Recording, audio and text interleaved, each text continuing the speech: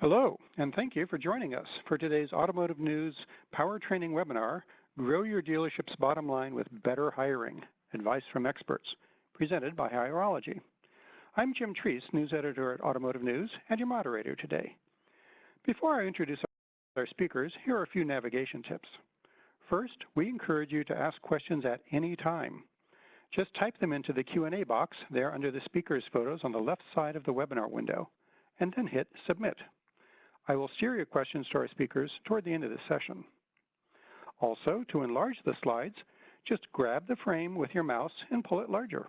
And to download the slides, click on the folder icon at the bottom of your console. Our speakers today comprise a retail-heavy panel. We have Shane Dolinsky of Garcia Auto Group, Eric Gale of the Cardinelli Group of Companies, and Jamal McCoy of Findlay Automotive. They're in respectively California and Arizona, New Mexico and El Paso, and then Las Vegas. So hello, West Coast, west side of the Rockies. Also on the panel are Dale Pollock, founder of vAuto, and Adam Robinson from Hirology. You will find detailed bios for all of them in the speakers box on your screen. Rather than presentations per se, the plan is to hit this panel of experts with questions. First, some prepared ones, and then questions from you in the audience. To get us started, Adam, let's look at the big picture. What macroeconomic and demographic trends are impacting the environment for hiring in dealerships over the next several years? Thanks, Jim. And I guess, first let's take a quick snapshot of the retail business. And, while it's been an incredibly exciting time for retailers over the past 36 months, the competitive pressures on the business have never been greater.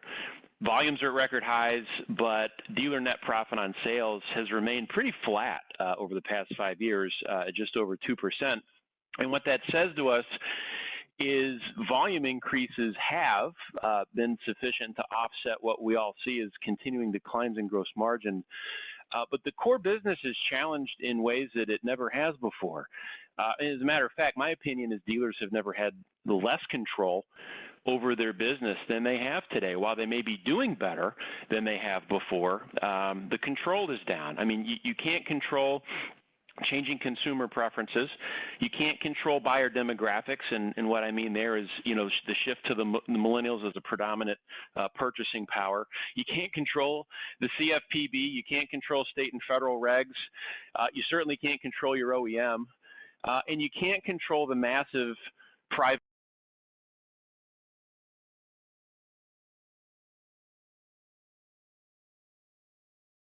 money flowing into the business, driving consolidation.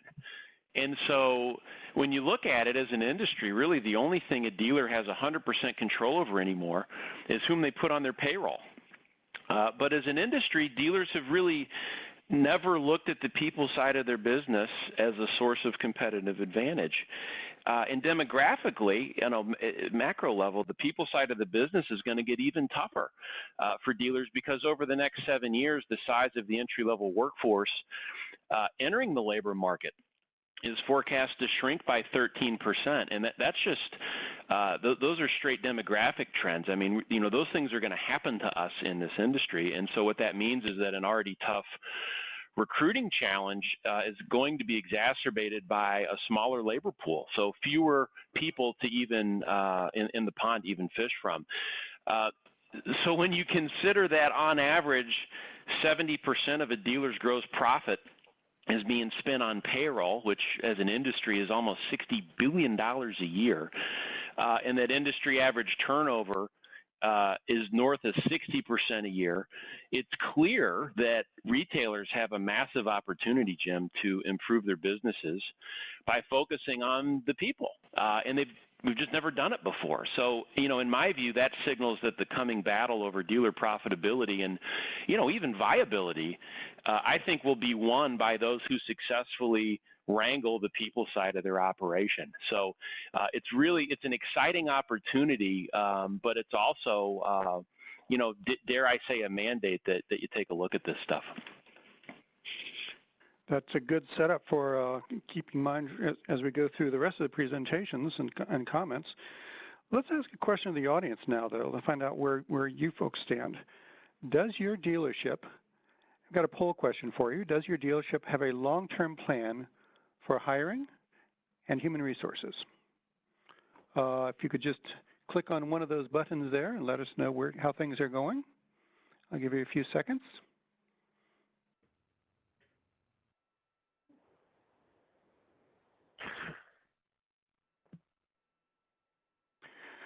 Okay, what we see here then is pretty mixed, pretty evenly between yes and no, and either I don't know or we're considering it. So no definitive, it's not like everybody's in one basket here. We've got a mix of things. So I'm going to toss out with the next question to some of our retail panel. How has your dealership's workforce changed over the last 3 years, and how do you see it changing over the next 3? And what are you doing to prepare for that change? Eric, how would you like to start us off? Well, specifically within our group, how I've seen, I'm going to take an industry response here real quick. You know, in the last 3 years, I've seen the increase, albeit single digits, of the vast majority of leaders moving, at least in awareness, from checkbox hiring, okay? Let's see, you have sold cars before, okay, check. You're about a large, okay, check. Why don't you go grab a shirt and let's get out and take it up, all right? To now the evolution, and this would be specific within our groups, the evolution to a far more diverse set of skills that are really required in what we consider to be experiential retail. You know, to Adam's point in the beginning, we are as an investment in labor and staff and associates, it is of gigantic importance to us, but it is also where the difference in gross profit at any level of the organization is either achieved or detracted from. So for us specifically, it has been the evolution into a far more diverse skill set of communication types and styles, be it written, spoken, forms of communication, be it email, text, chat, telephone skills, and the like. And so how do I see that continuing to change over the next 3 years? I think the great differentiator in what we look at in experiential retail is going to be really driven down to, you know, all of the touch points within our stores, right? So when I call, when I arrive, when I write in, what is it that I'm being provided? What extension of your brand as a retail group am I achieving from your team? And there needs to be an absolutely enormous emphasis placed on what that is from the consumer experience standpoint. Okay. Jamal, what have you seen and what are you anticipating? You know, for me, when I've been interviewing or looking at prospective candidates, one of the biggest things I've noticed is a shift in the age of our applicant pool. I've noticed that I've interviewed and had conversations with more millennials, and I see that not changing over the next 3 to 5 years, where their population is growing, and that's definitely has changed some of our hiring practices. And one of the things that I've learned how to do is kind of like Eric was saying. I'm not checking boxes anymore. I'm looking for diverse skill sets. I'm looking for people who may not have had any automotive retail experience in the past. And one of the biggest things that I've noticed is I have to ask them what they're looking for. When I'm sitting down with them, it's not what am I offering, it's what are they looking for in their employer. And then we're trying to mold our dealership and our positions around what the applicant's looking for and being more flexible in that nature. Good point. Interesting. Shane?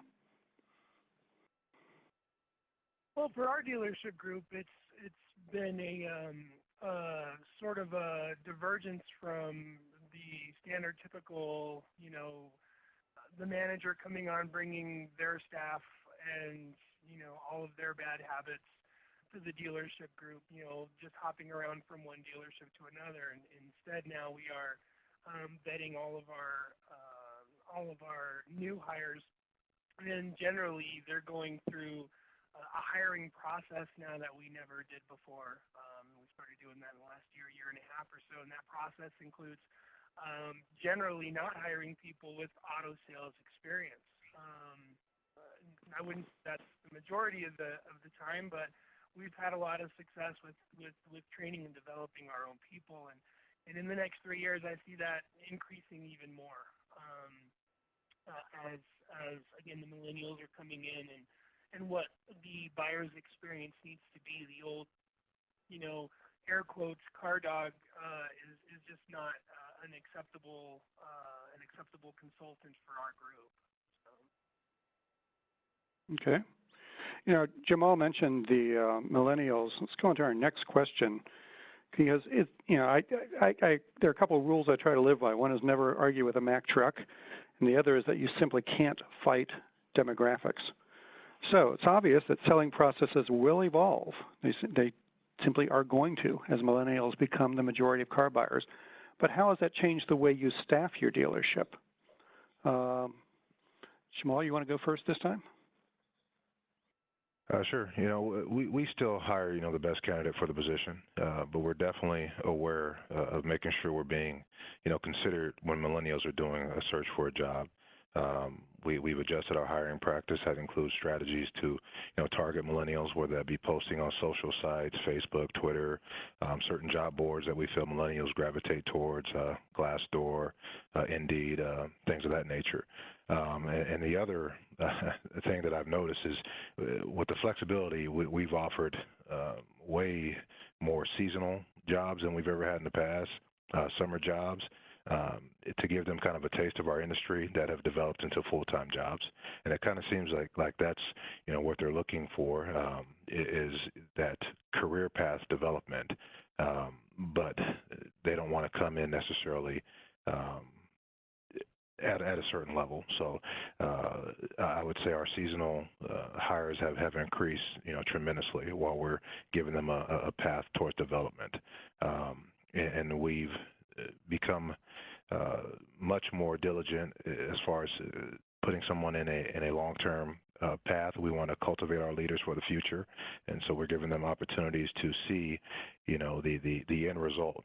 We may be hiring you for this position, but ultimately, if you do A, B, and C, you can end up at this position, and showing them a career path in the automotive industry. Good. Shane, I'm going to come to you next, and then I'm going to ask Dale to comment. But Shane, how has it changed the way you staff your dealership? Well, part of our CRM tool, it includes texting and email messaging and making sure that there are several forms of communication that we're involved in, including, texting pictures and emailing, pictures of vehicles and competitive comparison. So in order to stay with the way millennials are buying, all of our platforms are mobile. The accessibility to mobile platforms on phones and stuff has certainly affected our sales process. And as millennials, that's how they shop now. That's how they do a lot of things. So our group has sort of embraced this. And all of our dealerships, you can look at all of our cars. They're optimized for that. We staff our dealership. We much like Jamal, we have a career path that's defined. I think that's an important piece of the millennial puzzle, is making sure that they can see the long-term approach and not just, you're going to go out there and sell a bunch of cars. We also supplement that with starting the career path in such a way that they're not actually involved in the sales process from the start. They're more of a delivery coordinator position, where we kind of get their feet wet in our group and understand the culture and understand the cars and the process and the product, and and then move them into a position if they're a good fit for the job. So it's a longer vetting process to get them on the sales floor. And it's actually been pretty effective because, there's some people who this business isn't for, but the ones that go through the process and see the bigger picture, they tend to turn out really, really well, millennials specifically. Okay. Dale, do you have any comments on this question of millennials or the earlier question about changes that have happened and are happening? I do, Jim. Thank you very much. I see the staffing side of our business from a vendor's perspective, which means I get the privilege of looking at it not just from one dealership or a group of dealerships, but literally from thousands of dealerships that I've had the opportunity to work with. And there's no question in my mind that the common denominator of success definitely are the people.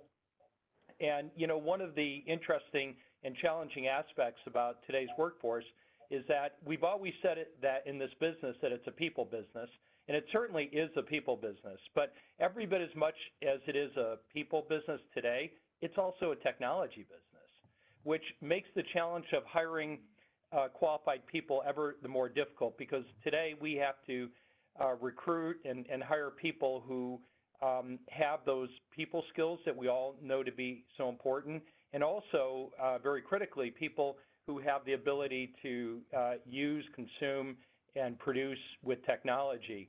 So the requirements of successful hires today, I think, are greater than ever. And one of the things that we struggle with the most in our business is turnover. And one of the things that I really have been heartened to understand of late is what a drastic impact we can make in the reduction of turnover if we just apply a little bit of discipline to the hiring process. And I think it's pretty well understood that across most dealerships, certainly not all, but most dealerships, hiring of people is still very much the wild, wild west. We put a lot of attention at our dealerships around processes to sell cars, processes to greet customers in the service aisle. We basically have come to understand the value of repeatable processes in most all of the things that we do in the dealership that impact the outcome, with the notable exception of hiring. When it comes to hiring, if there are processes, they tend to be around the area of compliance, keep us out of trouble, as opposed to being more thoughtful and more careful and disciplined about hiring the right people whose skills match the requirements of the job. And I think therein lies the greatest opportunity that we have and the greatest challenge that we have today to hire people in this ever increasingly more challenged millennial environment. Very interesting. I'm liking the mix of both specific real-world cases and broad trend discussion we've got going here. Eric, I'm going to come to you next, but and then after that, see if Adam has any comments on these. Eric, what do you have to say here? Well, thank you, Jim. In engaging the millennials, we're hiring the millennials, and one of the biggest questions that we have drawn out to be a wonderful hiring differentiator is that the millennials want to be valued. And when you dig down, into what their value is, they want a home. They want a family. They want to be provided with a purpose, and they need to understand the why of our business. And for us, we're a management-driven organization, which honors really our tenants, and we bring our culture forefront throughout all of our automotive operations by each associate every single day being branded with our interlocking CW, which represents the Cardinelli Way.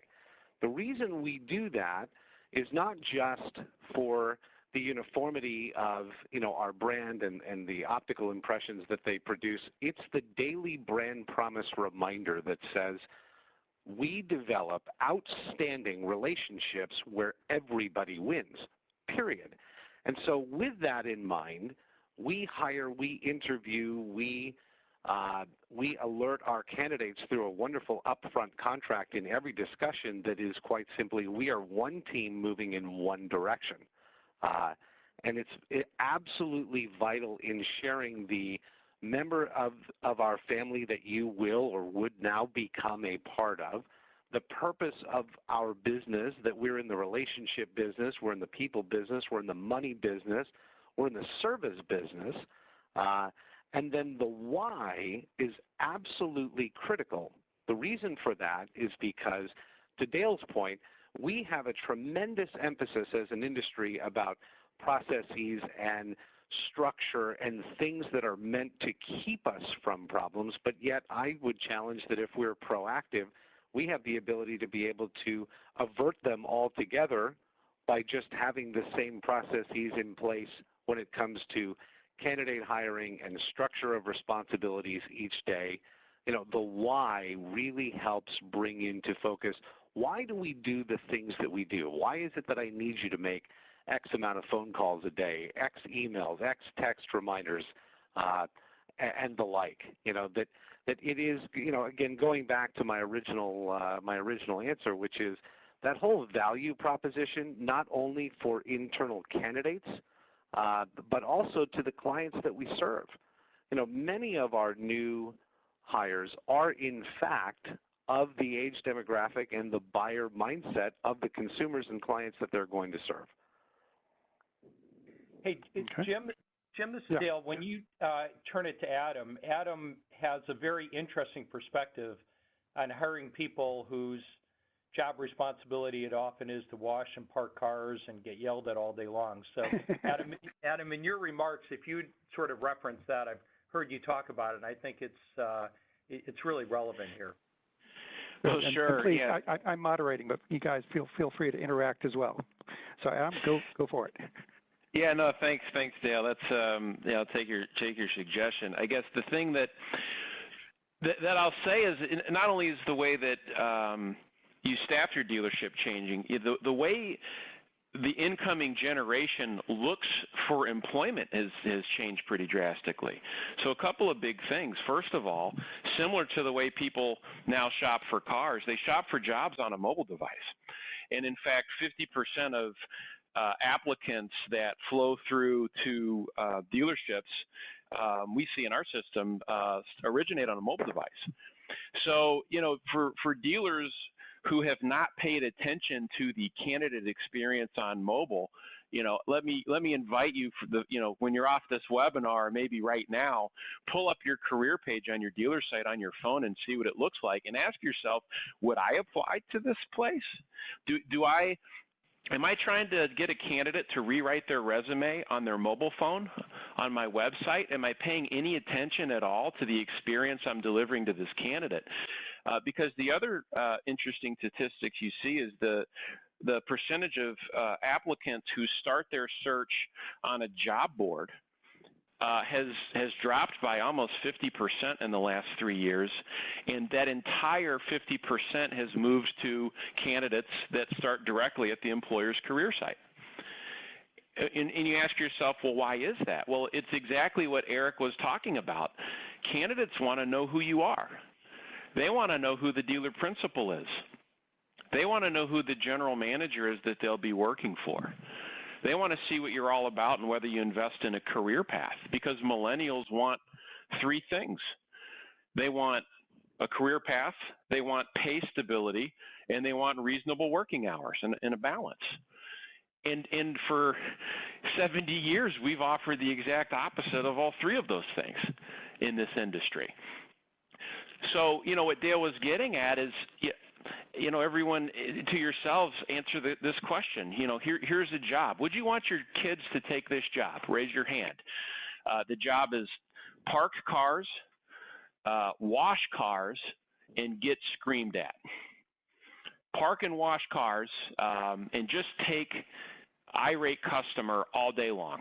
Okay, and by the way, do it on nights and weekends and most major holidays. Right, I'm guessing most people on this webinar aren't too, well, you're maybe thinking, well, that's exactly what I signed up for. But, you know, this generation, if you ask, you know, do you want those jobs, most people say no. But in fact, it's not true, because for nearly 30 years, Enterprise Rent-A-Car has been the #1 employer of Division II and III college graduates in the United States. And that job is park and wash cars and get yelled at. I mean, that is, and they're the best in the business at making this an attractive career choice, and they do it because they're really masters at telling the story of a career path and then delivering on that. And no organization is without turnover, but, step one is you have to get them in the door. And it's all about the presentation of the opportunity and in connecting to your applicant demographic and the way they want to be sold to. Because recruiting, after all, is a selling process.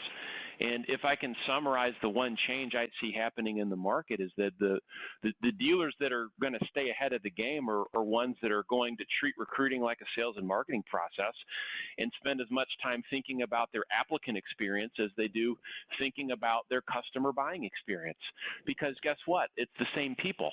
It's the same demographic, and it's the future of your business. And, this change is happening to our industry. So, let's get ahead of it. Good points all. Before we leave the millennials, I'm going to ask our audience and ask you to answer another poll question. What percentage of millennials make up your dealership staff? If you could click on one of those buttons there, we'll get a sense of how much this is already being lived out at your stores. Give you a few seconds to answer that.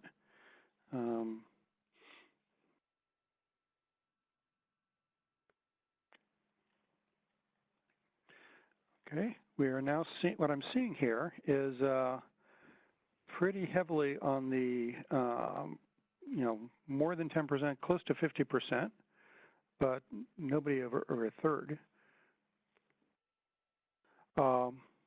Very heavily, not quite half. Let me ask the panel: is that fairly true for your stores as well? Are you anybody over 50% millennials at your store? Or in your Yeah, I can respond for the Cardinelli group of companies. We're over 50%. Wow. Already there, huh? It's going to happen to everybody, but already there. Amazing. Yeah, Jim, this is Adam here. I mean, as an industry, according to the latest NAD workforce study, millennials make up about a third of dealership staffs. So, if listeners can benchmark where they're at, just playing the demographic averages, it's about a third. Eric's way ahead of the curve, but that's not by accident. Yeah. And that those numbers are going to change. They're not going to go down, folks. They're not going to go down. Next question we want to bring up is where your folks come from. Ask the panel, what is your experience with hiring staff from outside of the auto industry? Specifically, did you have to adapt how you recruit on board and then manage them? Let's see, who would like to go first on that? Shane, you want to lead us off? Sure. As a sales manager of a dealership for several years, I did what most sales managers did a decade ago. I placed ads in the newspaper, and then eventually started turning to Craigslist, and that that never really profited our group very well, and so. As I transitioned into this position here, I actually look towards hiring outside of the industry. It's a little bit more difficult for us because the onboarding process takes a little bit longer. But again, I like to start my new hires, especially the majority of them with no experience, in a position that doesn't necessarily put them directly in a sales mode. It more puts them in a position to see how the process works while still giving them an opportunity to interact, with the client. And so when I recruit, and that's part of the career path is, we teach you how to interact and enjoy an experience with the client, and then eventually we'll get you involved in the sales process. So just the way we recruit, and we also use job boards on college websites. Career fairs are actually netting us some, especially in the service side, some really valuable assets and team members because we have people that we can train the way, our group wants people to perform and fit the expectations properly. So we really do look outside the auto industry for both the variable and the fixed operations. Okay.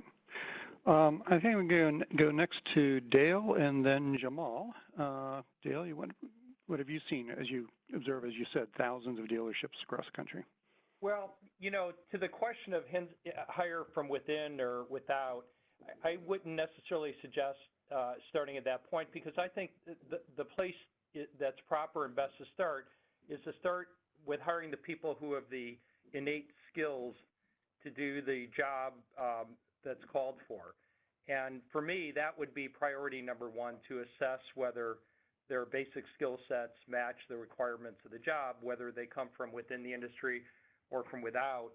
And again, I really have learned much about this area as I've come to know Adam and Hirology, and it is much more feasible to do that than I ever had imagined. It's really quite remarkable how accurately, if there's a little bit of science and data brought into the process, that you really can tell whether somebody possesses the intuition or the basic skills to do the job. And for me, that would be the most important place to start. And then, if they have industry experience or not, I suppose could be, a liability or an asset, I guess, depending on how they were trained. So I guess I would not over-index on hiring people in or out of the industry, but rather emphasize heavily the need for them to possess the basic skills for the job.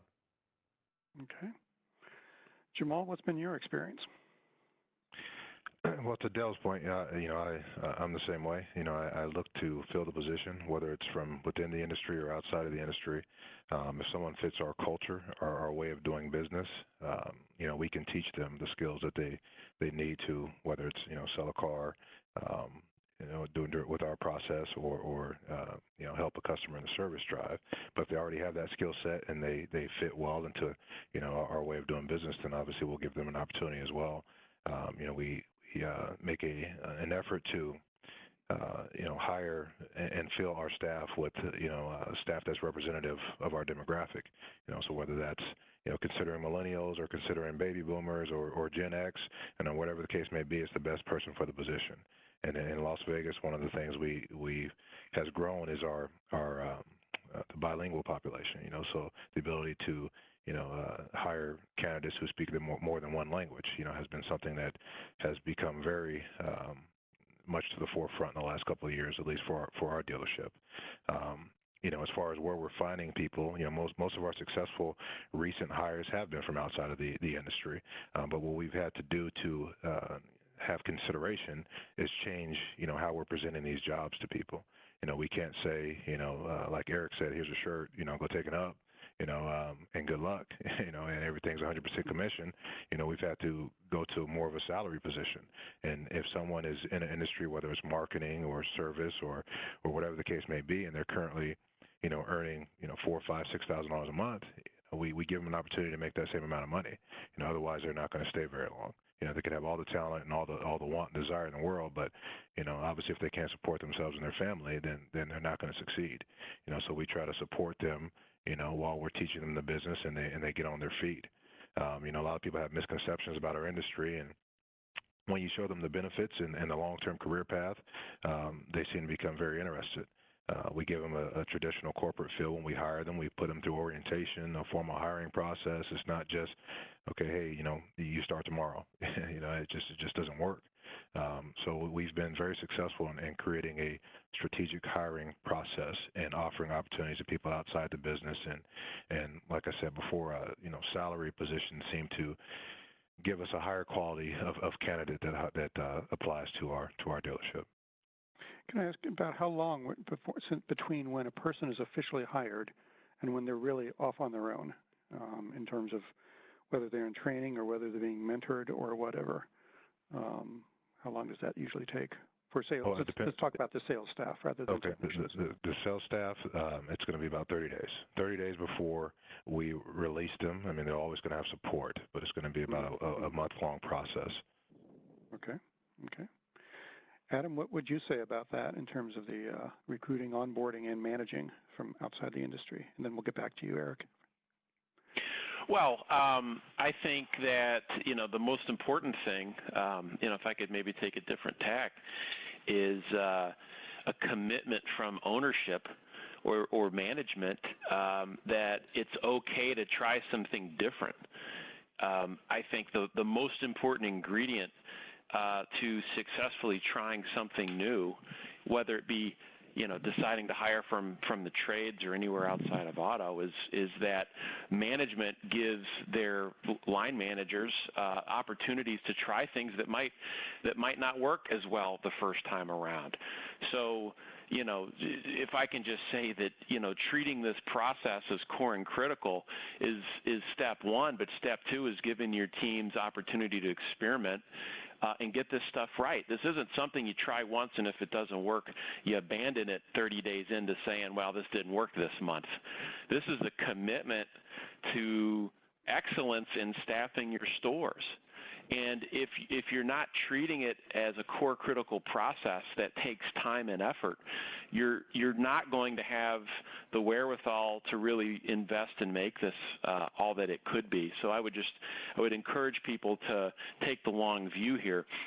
That said, when you take the long view, it really makes a whole lot easier implementing new recruiting, onboarding, and management practices, because this isn't something you're looking at trying for a month and then turn it on or off. You really have to look at this as the future of the industry, going through people. And if you buy into that, it makes decision making a whole lot easier here. And it gives you a little more leeway to take chances with people who, as Dale said, might demonstrate the requisite skills and ability, but you're taking a very educated chance on them being successful in the role. So commit to it and the rest is a whole lot easier.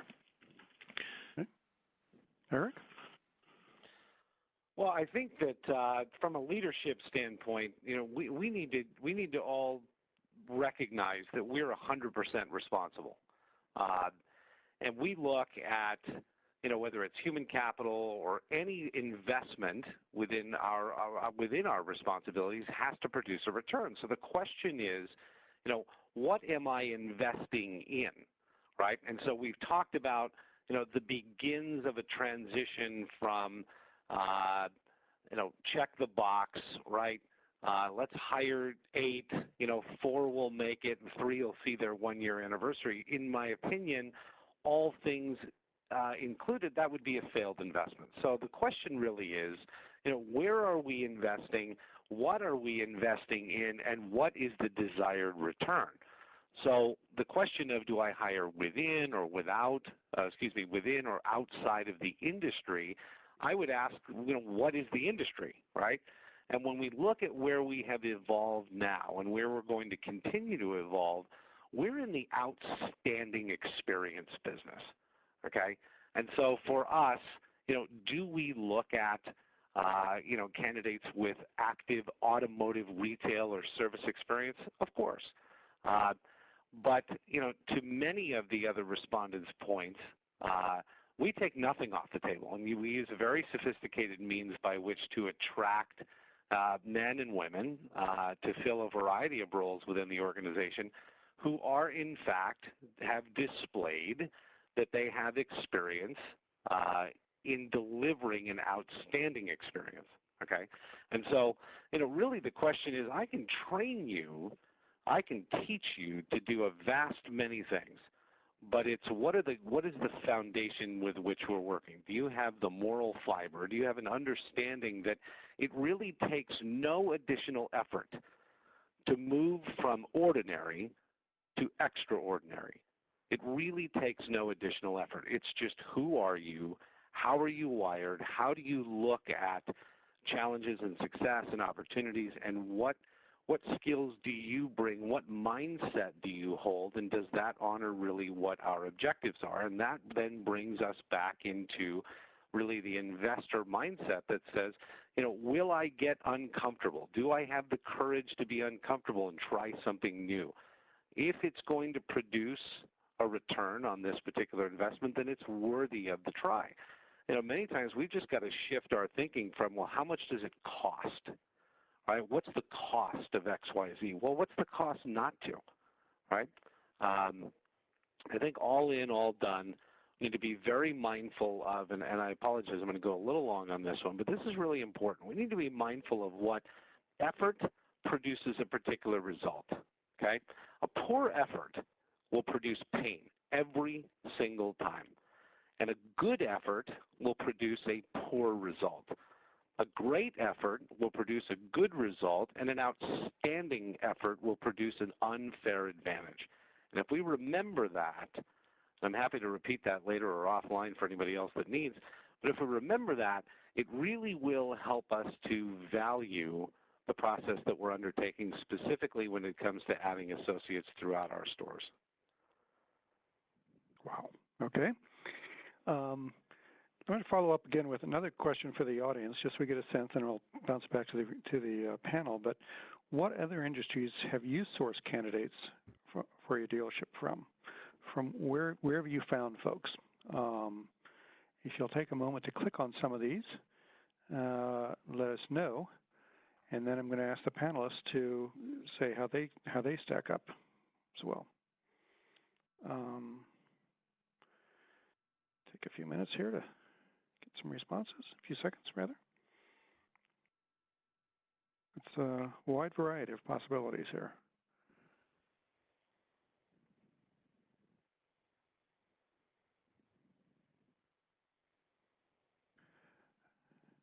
Okay, what I see here is about 45% from, or over 50 from other retail.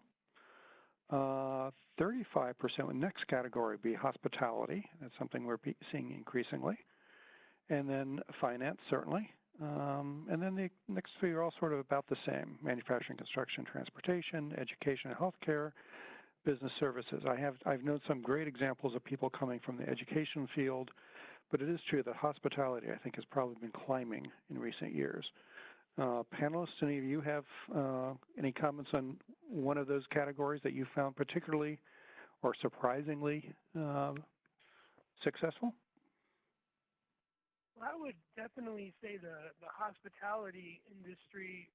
I pull quite a few successful associates from, specifically people that are involved with direct interactions like wait staff of restaurants, front desk clerks of hotels.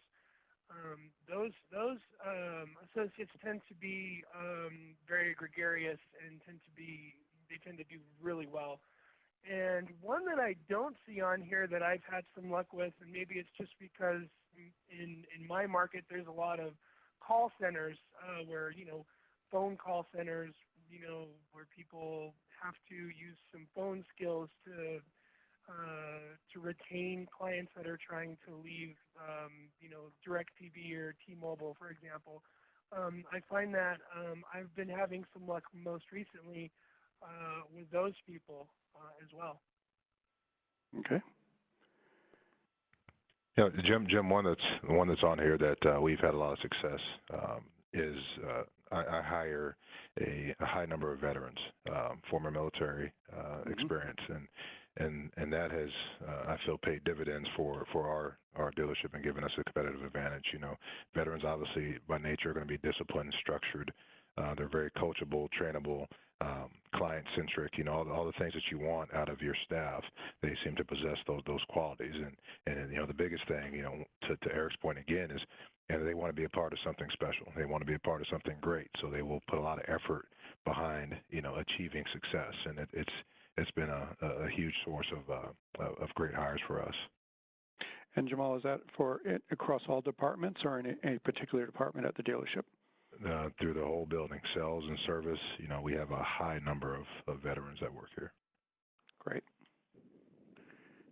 I'm going to move on then, just sort of wrap up with one final question for the panel before we get to the audience questions. Just open-ended, what are some innovative things you've done in your dealership that had a positive impact on turnover? Turnover is a continuing issue for this industry. I would say unconscionably high rates in some cases. What have you done that works? I'll be more than happy to jump in and answer. This is Eric Gale. We part of our management-driven tenets include a daily commitment to continuous improvement, and that is not just job skills. That's life skills. That's to be a better husband and wife and son and daughter and father and mother, whatever the case may be. And so as an organization, we read books. This is all associates, all companies. Simultaneously, we break a book down into a particular quarter. The current book that we're reading happens to be called The Happiness Advantage by Sean Aker, who's a former Harvard professor. And it's timely and fitting because it is the economic effect of an extraordinary life and what it is to bring positive energy into every single thing that you do. And why this has had a tremendous effect on reducing and in some cases eliminating turnover for us is because we break it down into small book groups once a week on a particular day, and we study the entire previous week's chapter, and we exchange ideas and thoughts, and it's a wonderful way to include one team moving in one direction where everyone, be it in California or Arizona or anywhere else for that matter, they all know exactly where we are and what we're studying and how it's transitioned and translated into our daily lives as professionals and as just human beings. We're very, very pleased with how that has gone with us. Interesting. Jamal? For us, it's been just keeping the employees engaged. Like I mentioned, our orientations, we have numerous team building activities. And as far as the compensation, and we have longevity pay, base pay. We celebrate their anniversaries. They're looking forward to, having, lunch or dinner with myself or the department manager to celebrate, the time that they've been here, with our dealership and rewarding them for the time that they've put in. And obviously as we evolve, embracing technology and making sure that, we're constantly, ahead of the game and not falling behind as far as, our innovation. So those are kind of what we try to do to keep our employees here for the long term. Okay. And Shane, and then I'll ask Adam, and then we're going to head to our questions from the audience. Shane, anything you got? Yeah, for us, I think it starts with expectations. In the initial interview, we talk about the career path and what we're looking to accomplish long term, and make sure that our prospective associates, service or sales, are on the same page with us when it comes to that. But we actually break down the career path. For example, in our sales department, we have levels. When you start as a level 1 and you sort of learn the product and you learn the process. There's a mentor there that will help to take you to level 2, where the expectations are a little bit more rigorous. The CSI, there's factors involved in our pay structure. There's a salary like Jamal was talking about. That's important to people now with the bonus piece of it. And then commissions on top of that. It's not a focus on commissions, but they're all 3 pieces of the puzzle. But as our associates are tiering up to level 3 to level 4, which is the mentor, they're reaching down to help people up. I think a big piece of the team puzzle is helping everybody be involved in everybody else's success. And that dials down to daily training, one-on-ones with managers, and just being involved with their stair-stepping into a successful role. And since we've implemented this career path and sort of level plan on our variable side at least, our turnover has been reduced by, we're tracking about 26% year over year, so it's good. Good. Adam, anything quickly before we get on to the audience questions?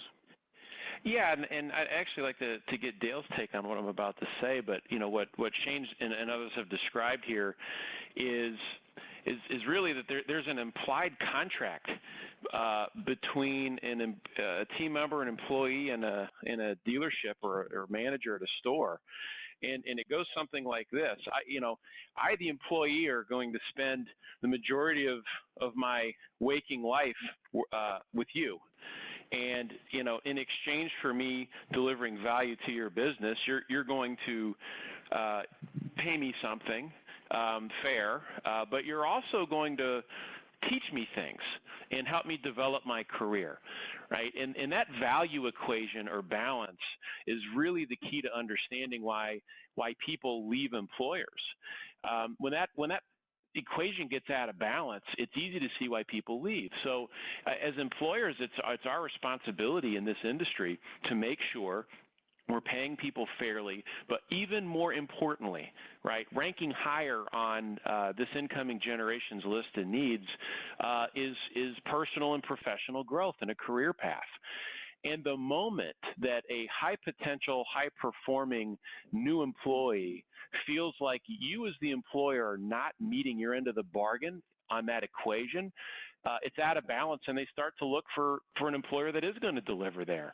So think about that balance, right? Am I paying people fairly? But that's the easy part. Am I delivering on the value proposition back to them such that they want to continue to invest their life delivering value to my organization? That has to really work. And when it doesn't, that's when turnover happens.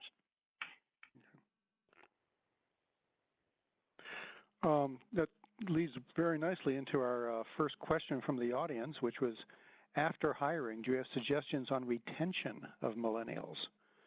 Dale, you want to jump in on that one?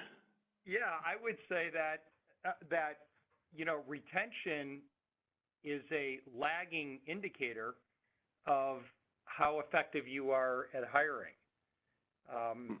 And I think the majority of the turnover that we have stems from just not having properly hired the right people. And on that point, and sort of the point of the previous question, if I may, please, is, I actually see a fair amount of similarity, and this is why I think I'm intrigued with this whole subject matter of human resource and dealerships. I think there's a lot of similarities between the used car operation then and now, and hiring now and future. Because, historically in the used car business, it was one that was done largely based on, judgment and instinct and gut feel. And we all sort of understand today that, there's a science of used car management that doesn't completely eliminate the human judgment element of it. But, we way over-indexed historically on the gut feel and under-indexed on the science. And today, I think as an industry, we've come to understand that there's a healthy balance of both. And I think if you take that construct and apply it to the human resource area of our dealerships, I think today, it is much about gut feel and judgment. And I wouldn't want to ever say that there's not value to that, because I'm sure there is. But I think there's far too little science and discipline that we bring to it. And I know from direct experience that if you bring proper science and discipline to it, as many of the dealers on this call have done, it dramatically changes the outcome. And the outcome is very often, indicated by retention. So, I really think that sort of tamping down or controlling retention really begins with bringing science, data, and process discipline to the hiring aspect of the employment agreement. Does somebody else on the panel like to comment on retention of millennials? Well, I would echo Dale's comment that turnover or retention percentages are really a byproduct of your culture, right? I mean, read the tea leaves. If you have departments that have high turnover, they're quitting their manager, right? Unless we've made a poor hire, which 100% responsibility says that's on us, look in the mirror, all right? But if we have people that quit, they're quitting their manager. If we have departmental exodus across a particular store, they're quitting the culture, okay? And, you know, in experiential retail, I know I keep going back to this, but this is where we are, okay? And if we're going to hire those who are going to serve the very age group that they are, then we need to recognize that you need to be a guest in our home as an associate as well as a consumer. And so mindful then to create that home, which is a family, we need to be welcomed with open arms. We need to provide people with the purpose of what it is that we do and why we do the things that we do. That entire value proposition is such that a good upfront contract in what I would consider to be a non-traditional interview, you know, the interview where I ask you a bunch of questions like a first date and you give me all the right answers produces about a 6 to 9 month relationship, okay? I would far rather be interested in who you are, describe for me an outstanding service experience that you've received, and now how would you be able to translate that into a professional environment, and hire people based on what your expectation is, what your culture is, and be prepared to deliver on it every single time. Okay. Again, I encourage the audience to continue to submit questions using the question bar there on their screen. But next one we have here is something Jamal mentioned in some of his presentation. Where is the most effective place to advertise to obtain salespeople in BDC? He mentioned a couple of the newer sites, not the standard ones. But I'd ask the other folks, what else have you found that is a good place to go set your traps, as it were? Bad choice of words, I know, but. Well, for us, we again, I'll go back to the people that have phone work experience, either in retention or even phone sales. Those people have tended to do really well in the BDC department and the internet department. Sometimes those are the same for some dealerships. But people that are comfortable already on the phone is a good place to start. Okay. You know, Jim, one of the things that we do when we advertise for a sales position is we don't call it a sales position because most people don't want to apply to a salesperson job at a car dealership for whatever reason. So we change that verbiage up, and the description as far as what the job description is a little different. You know, so we advertise for, you know, I think Shane said like product specialists. We have product specialists. We have purchase advisors. We have customer care representatives. We have account representatives. And people respond to that description much more frequently than when we call it a sales job. You know, and that's one of the ways that we've attracted a different type of candidate. People who are in the automotive retail industry know that they can come apply here for a sales job. It's the people outside of the industry who may have a skill set we're looking for is who we're trying to attract. Okay. If I can respond to Paul's statement there, we do the same thing. In fact, the best ad that I place is a management trainee ad, and it follows along the lines of our career path specifically, where they start as a delivery coordinator and then go into that with the end goal being to become a finance manager and then eventually a sales manager. So from that manager trainee job posting and the ability to deliver that and back it up, that's for us as well. Okay. I think we have time for about one more question. But we talked a whole lot about onboarding, a little bit, but question from one of the audience. What processes do you deem absolutely essential in an effective onboarding procedure? Jump ball, who wants to go first? Well, I have a regimen set up for our onboarding process, and it starts before they even get hired.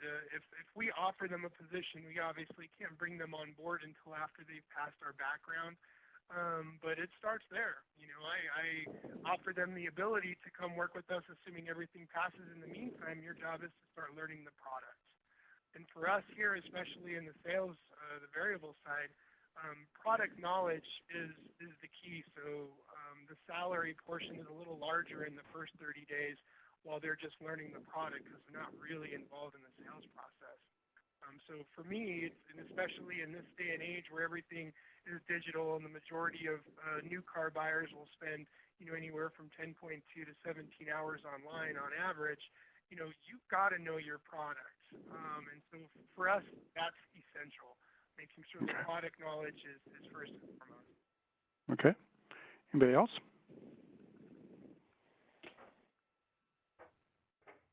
Jim, as far as onboarding, for us, it starts way before we get to that point. We make sure that they have aptitude and skills testing that what is indicative of the success they may have in the industry. And then once we get them to the point where we hire them, the first step is to put them in orientation, teach them about our culture, teach them about our dealership, and teach them about the expectations of working for Finley, and obviously find out what they expect from us as well, because it should be a two-way street. We should be able to provide them what they're looking for if we expect them to, spend, most of their waking lives, here committed to us. Okay. Yeah, Jim, this is Adam here. I think just procedurally, the best thing you can do to guarantee a successful onboarding is the old begin with the end in mind approach, which is to define the outcomes you're looking for 30, 60, and 90 days after they start. And so what we recommend is in the final interview, the discussion goes something like this. Jim, listen, we're excited about the potential if you join our organization, and we think you've got a long future here. But before we agree to move forward, let's get on the same page as far as our expectation goes. And then what follows is a definition of success 90 days out. And you would say something like, Jim, look, in this role, 90 days from now, our expectation is that you're going to be able to be moving X number of cars a month on your own, that you're going to have completed Y training, and that you're going to be doing ABC other activities. And we're going to provide you the training and knowledge to do those things, but really the key ingredient is your effort. Based on what I just told you, is there anything in there I just said that gives you cause for concern? And if that candidate or applicant or nearly new employee says, no, I buy into that, then what happens when they don't achieve that end result is much less emotional conversation and more of a discussion along the lines of, help me understand, have we not delivered on our end here to help you achieve this goal? What's not happening that's keeping you from this outcome we both agreed was possible? And that really is expectation setting, and that's the missing ingredient in so many onboarding programs. Is it's less about a checklist and provisioning systems and dealer plates and much more about, where are we headed here together, and do you buy into that? And when you obtain commitment from the new employee, it's about them owning their result, and that is the magic. It's not about a secret formula. Really, the ingredient is buy-in. And Eric calls that 100% ownership. But that's the candidate has to have that of their own self. If they don't, no amount of management is going to solve that problem. I think that's we are unfortunately out of time, but I think that's a great point to end on. That both sides needs to know where they're headed if they're going to get there. I want to say to the audience, if we didn't get to your question today, our speakers have agreed to reply to you directly via email. So I want to say that you will be getting an answer at some point. The recording of this session will be available shortly. You'll find it for replay at autonews.com/powertraining. Also, when you leave the webinar, a survey is going to pop up on your screen. Your feedback helps us to ensure that future webinars are attuned to your interests, therefore beneficial to you. So please take a moment to fill it out. I want to say thanks again to our fine panel today. We covered a lot of ground. I appreciate all of their comments, and I also want to say thank you to you for joining us. On behalf of everyone here at Automotive News, have a great rest of your day. Take care.